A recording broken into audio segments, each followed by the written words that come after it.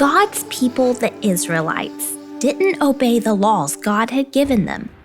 They forgot to worship the one true God, and they did sinful things.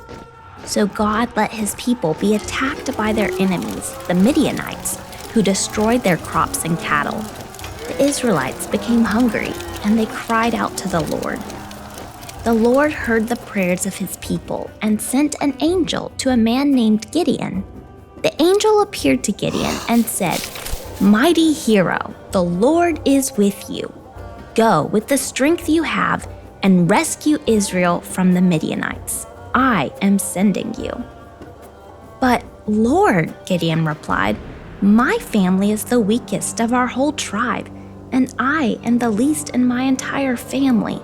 How can I rescue Israel?" The Lord said to him, "I will be with you, and you will destroy the army of the Midianites as if you were fighting just one man." Although Gideon was still scared, the Spirit of the Lord clothed him with power. Gideon blew a ram's horn and called together the Israelite people to fight against the Midianites. But the Lord said to Gideon, "You have too many people with you. If I let all of you fight the Midianites, the Israelites will boast and say they saved themselves by their own strength. Therefore, go tell the people, whoever is fearful and afraid, they can leave and go home."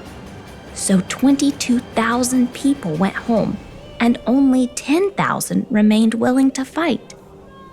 But the Lord said to Gideon, "There are still too many. Bring them down to the water, and I will test them to see who will go with you." So Gideon took the people down to the water. The Lord then told him, "Everyone who cups the water in their hands and laps it up with their tongues like dogs can go with you. Everyone who kneels down and drinks with their mouths in the water can go home." Only 300 of the men drank from their hands. The Lord said to Gideon, "With these 300 men, I will rescue you and give you victory over the Midianites." That night, the Lord announced to Gideon, "Get up, go down to the Midianite camp.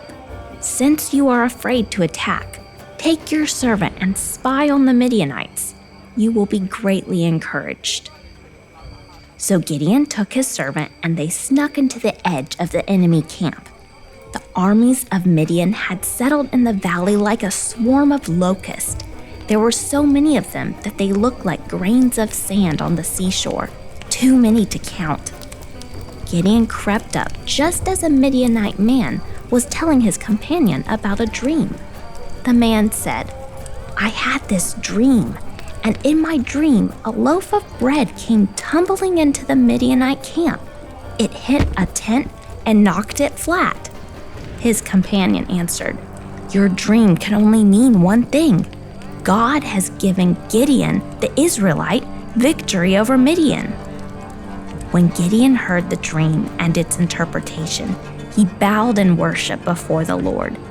When he returned to the Israelite camp and shouted, "Get up, for the Lord has given you victory over the Midianites."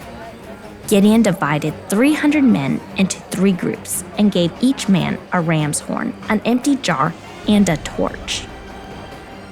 Just after midnight, the Israelites reached the edge of the Midianite camp. Suddenly, Gideon blew his horn. Then all 3 groups blew their horns and broke their jars.